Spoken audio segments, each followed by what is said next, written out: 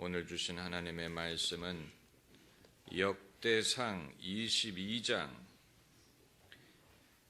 2절부터 16절까지 말씀이 되겠습니다. 호랑이는 죽어서 가죽을 남기고 사람은 죽어서 이름을 남긴다고 했는데, 다윗은 죽기 전에 그 아들 솔로몬이 예루살렘의 성전을 지을 수 있도록 최선의 준비를 다해 주었습니다. 이것은 물심양면으로 준비를 한 것입니다.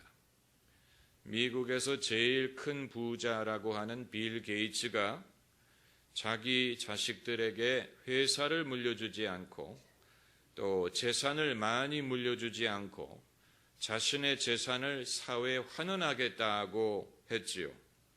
자식에게 재산 물려주지 않기 운동을 하는 사람들도 많이 있습니다. 또 요즘에 한국의 대형 교회가 세습 문제로 교계뿐만이 아니고 세상의 큰 비난의 대상이 돼서 기독교계의 이미지를 실추시키고 있습니다. 하지만 자식에게 좋은 것을 물려주고 싶은 마음은 모든 부모가 가진 것입니다. 그 마음을 우리가 탓할 수는 없습니다. 예수님 말씀에도 너희가 악할지라도 자식에게 좋은 것을 줄 안다고 말씀하셨습니다. 악한 아비라도 자기 자식에게만큼은 좋은 것을 주고자 하는 마음이 아버지의 마음이요 부모의 마음인 것입니다. 요즘은 부모와 자식 간에 개인주의가 발달해서 부모의 삶은 부모의 삶이고 자식의 삶은 자식의 삶이다, 이런 인식이 많지만 적어도 성경에는 부모와 자식, 아버지와 아들, 아버지와 딸은 남남이 아닌 동반자요, 파트너요, 한 가문을 이루었습니다. 가문, 집이란 말은 같은 혈통을 가졌다는 말뿐만이 아니고 같은 일에 함께 종사한다라는 뜻을 가지고 있습니다. 그래서 로스차일드 가문 하면 같은 일에 종사하는 로스차일드 하우스라는 뜻을 가지고 있는 것과 마찬가지. 탕자의 비유를 보면 아버지가 하는 일이 아닌 자신의 일을 따로 하려고 했던 아들이 탕자였고, 올바른 아들은 아버지의 밭에 들어가서 일을 했습니다. 탕자가 돌아온 후에 자기 아버지와 함께 밭에 가서 일을 했을 것입니다. 우리는 가문이라고 하면 아버지가 늘 주역을 맡고 자식은 조역을 맡는 줄로 생각을 하는데, 이것이 가부장 제도의 최고의 단점 중에 하나예요. 이 가부장 제도에 의하면 아버지가 보스요, 자식은 아버지의 종이나 마찬가지. 그래서 헬라어로 자식이라는 말과 종이란 말이 같은 단어예요. 자식은 일평생 아버지 밑에서 아버지의 지배를 받고 아버지의 도움을 받고 아버지의 돈을 받아서 아버지의 일을 돕는 것으로 되어 있습니다. 그러나 성경에 등장하는 가문은 반드시 그렇지 않아요. 예수님이 갈릴리 호숫가를 지나가시다가 요한과 야고보를 부르셨어요.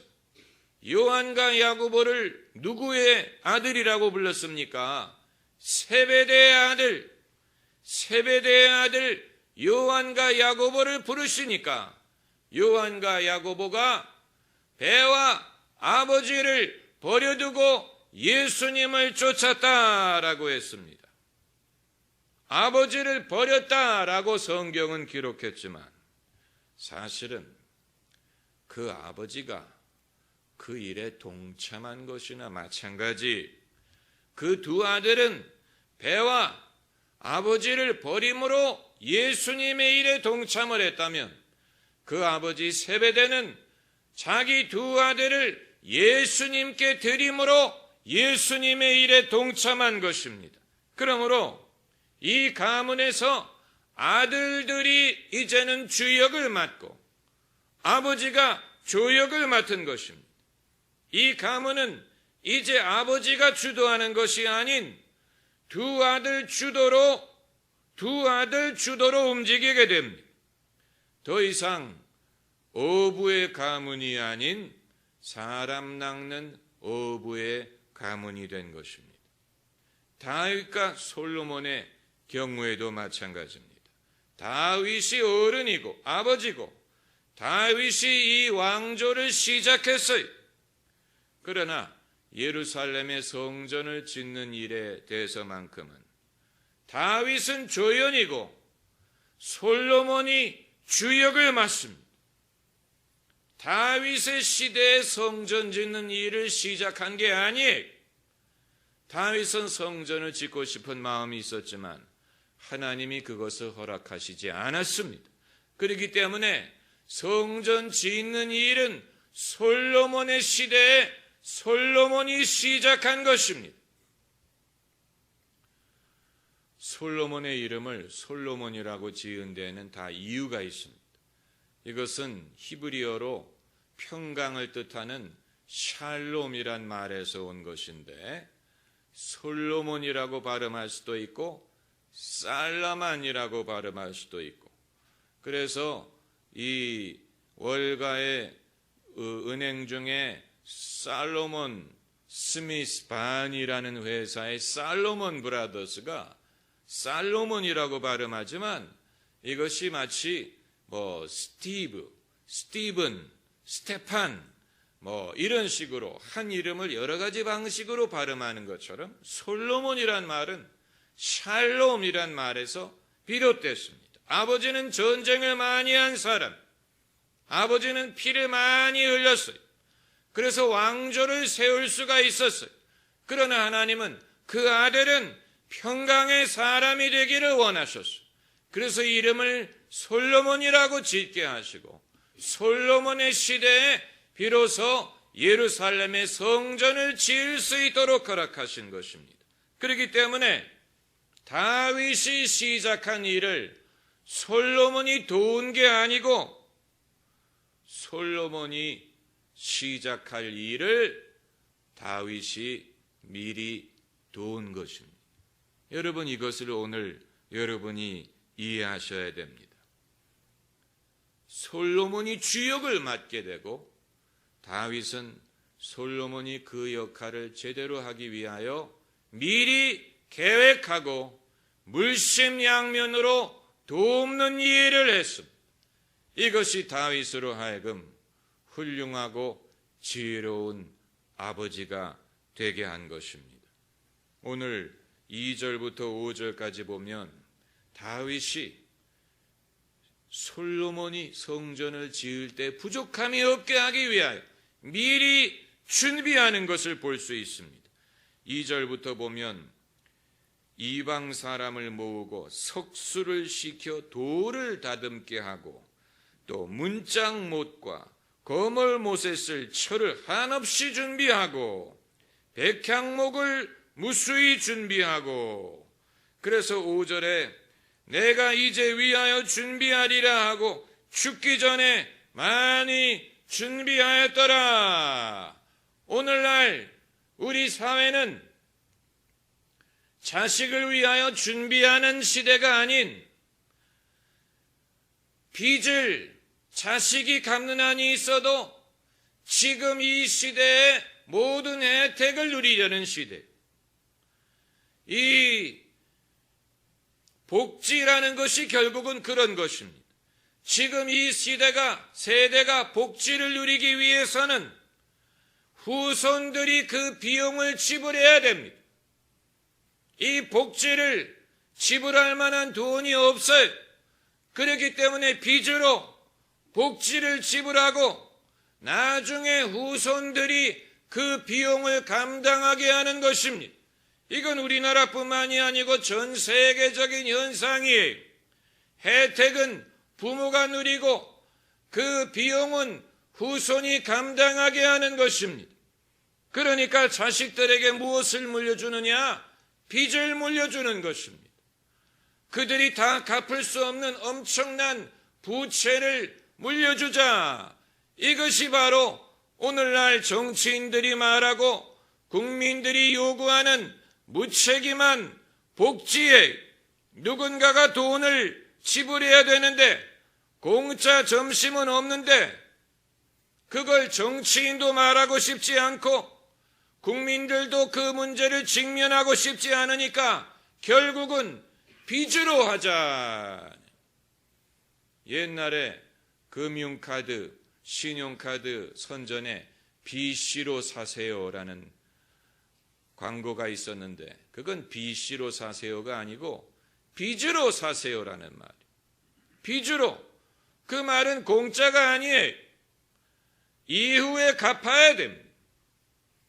그러나 다윗은 자기 자식에게 빚을 물려주는 게 아니고 자식이 장차 예루살렘의 성전을 건축할 때 부족함이 없게 하기 위하여 물심양면으로 나무와 돌과 일꾼들과 철과 금과 은과, 그래서 16절을 보면 금과 은과 놋과 철이 무수하니 너는 일어나 일하라. 얼마나 멋있는 아버지입니까? 얼마나 멋진 아버지. 이런 아버지가 있기 때문에 솔로몬과 같은 인물이 가능할 수 있었던 것입니다. 많은 것을 이룬 아버지일수록 자기중심적일 때가 많아요. 자기 성취에 취해 자기를 늘 기준으로 생각해요. 자식들 보고 너희는 나를 닮아라. 나처럼 해라. 나처럼 이루어라. 나처럼 공부해라. 나처럼 성공해라. 자기를 기준으로 생각합니다. 그러나 다윗은 오히려 자기 아들 솔로몬이 자기가 이루지 못한 것을 이루어 주기를 바랐습니다. 그러니까 자기보다도 더 큰 일을 이루고 자기가 하지 못한 일을 자식이 이루고 자기보다도 더 의롭고 더 형통하고 더 훌륭한 사람이 되어주기를 원했던 것입니다. 자기를 기준으로 삼지 않았어요. 나처럼 되라 라고 한 게 아니고 내가 못한 것을 내가 하라. 내가 짓지 못한 성전을 너가 지어라. 그리고 그것을 이룰 수 있도록 물심양면으로 도와주었습니다. 오늘날 우리 사회에는 자식에게 무엇을 물려주는 것을 부정적으로 보는 경향이 있어요. 자기들끼리 잘 먹고 잘 살려고 그런다. 가족 이기주의다. 일리가 없는 말은 아니지만 여러분, 빈대 잡으려다가 초가 삼간 태우면 안 됩니다. 왜 가문의 업적을 당대만 이룰 수 있다고 생각을 합니까? 왜 그것을 발달시킬 수 있다는 생각을 안 합니까? 아브라함의 시대에 시작한 믿음의 과업을 이삭이 발전시키고 그리고 야곱의 세대에 가서 그것이 열매를 맺는 성경에 등장하는 하나님의 역사는 한 세대에 끝나는 게 아닌 할아버지가 시작한 일을 아들이 이어받아서 발전시키고 손주들이 그것을 더 크게 키우고 대대손손 천대까지 복을 주실 것을 믿는 사람들이었습니다. 여러분, 오늘날 우리는 너무 개인주의적으로 생각하는 경향이 있어요. 아버지를 의존하는 것을 부끄럽게 생각하고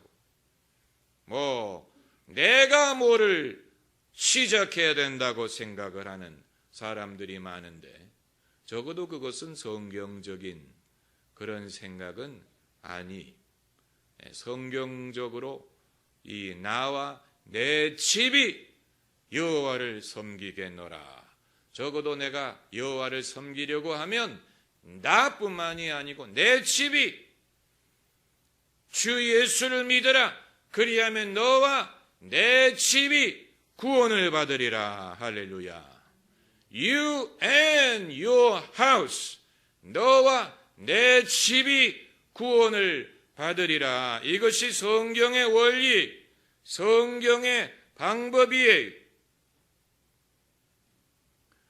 기성세대는 자기들을 중심에 놓고 자기를 기준으로 삼아서 후손들이 우리를 배워야 된다. 우리의 덕을 입어야 된다. 오늘날 세대 간의 갈등이 그런 양상을 띠고 있지 않습니까? 젊은 세대는 이 기성세대에 대해서 부모님 세대보다 우리가 더 못하다, 기회가 없다.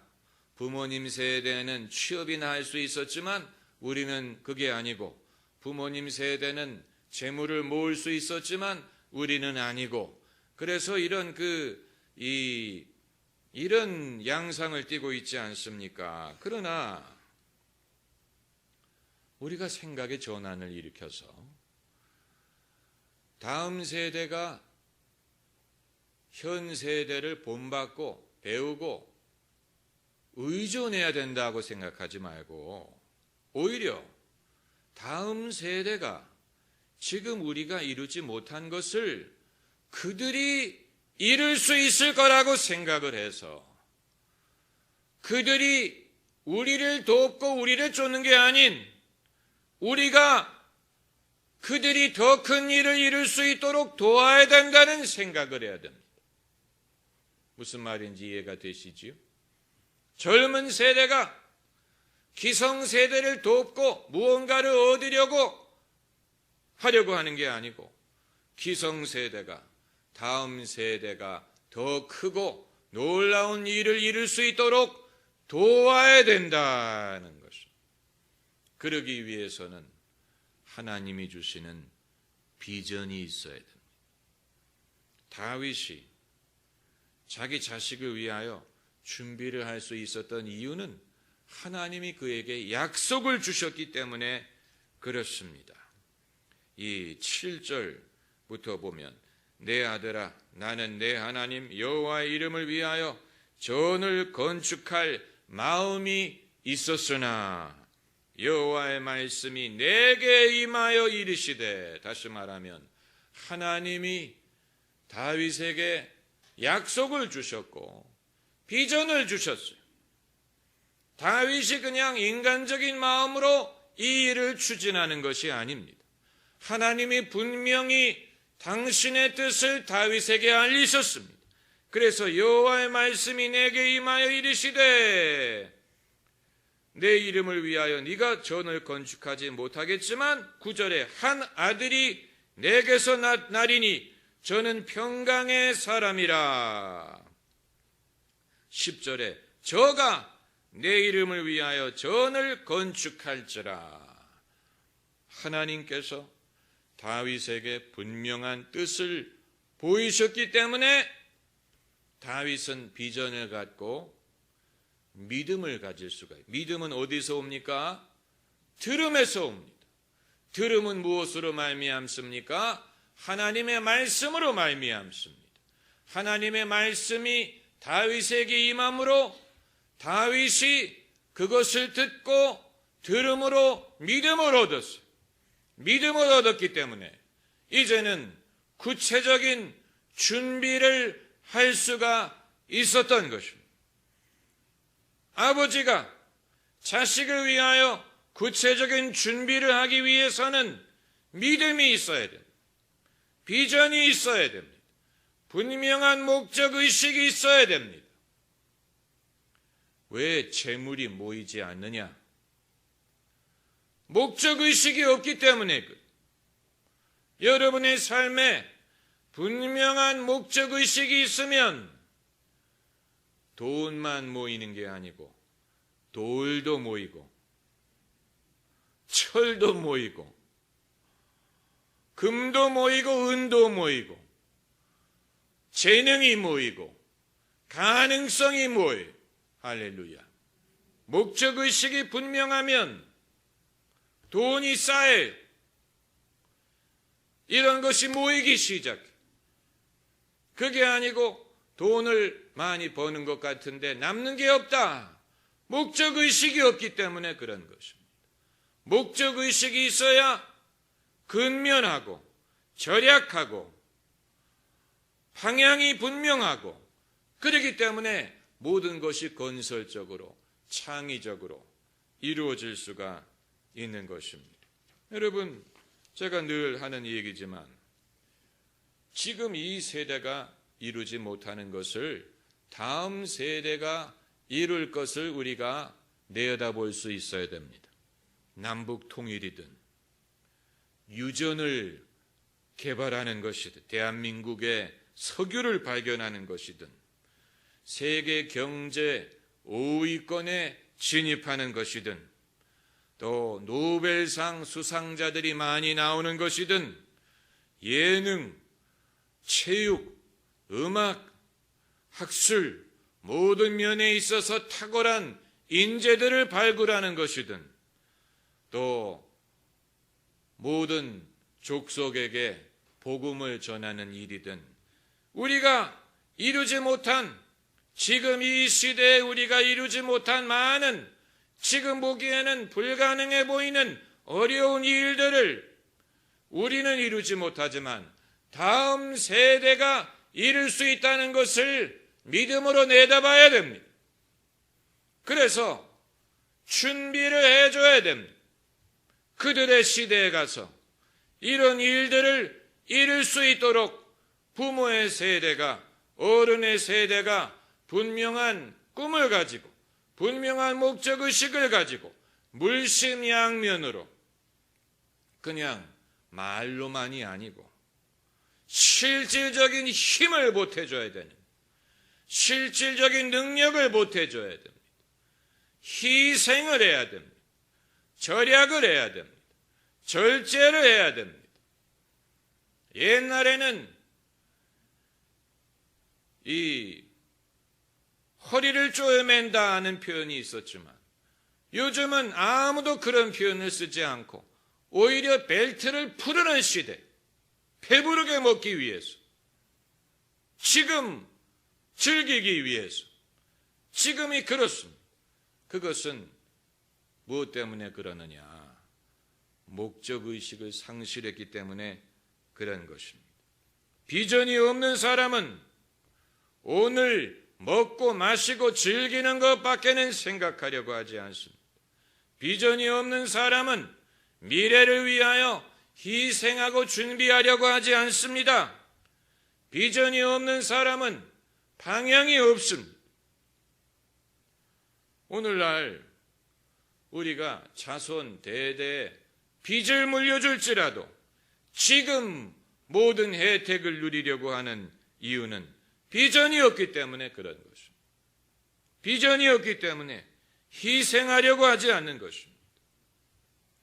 개인이든 가정이든 국가가 발전할 수 있기 위해서는 이러한 분명한 목적을 가져야 됩니다. 그리고 그것을 다음 세대에 전수시킬 수 있습니다. 가르칠 수 있다는 얘기. 솔로몬이 자기 스스로 성전을 지을 마음을 얻은 게 아니고 자기 아버지에게 배운 거예요. 자기 아버지가 솔로몬에게 심어준 것입니다. 아버지에게 배운 것입니다. 솔로몬이 평생에 아버지에게 가장 귀한 것을 배운 것이 있다면 바로 이것입니다. 하나님이 주신 소망, 하나님이 주신 경건한 마음, 이것을 솔로몬이 보고 배웠어요.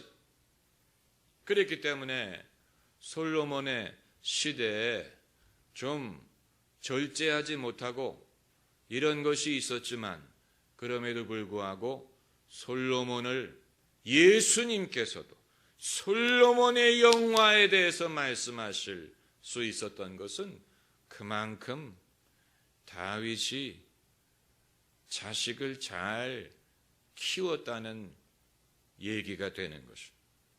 그러니까 다윗이 훌륭한 자식을 둔 것뿐만이 아니고 솔로몬도 훌륭한 아버지를 둔 거예요. 할렐루야. 여러분, 그 평가가 얼마나 위대합니까?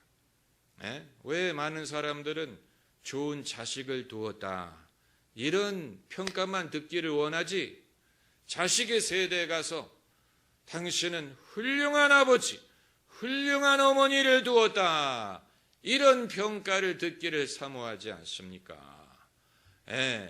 솔로몬이 훌륭한 아들인 것뿐만이 아니고 다윗이 훌륭한 아버지였어요. 솔로몬은 훌륭한 아버지를 두었어요. 이것은 아버지에게만 해당되는 게 아니고 어머니도 마찬가지. 그래서 다윗이 솔로몬에게 해줄 수 있었던 말, 이 16절에 과연 이 세상에 이런 유언을 남길 수 있는 사람이 몇 명이나 있을지 모르겠습니다마는, 그 아버지가 마지막으로 자식에게 한 말이 금과 은과 놋과 철이 무수하니 너는 일어나 일하라, 여호와께서 너와 함께 계실지로다.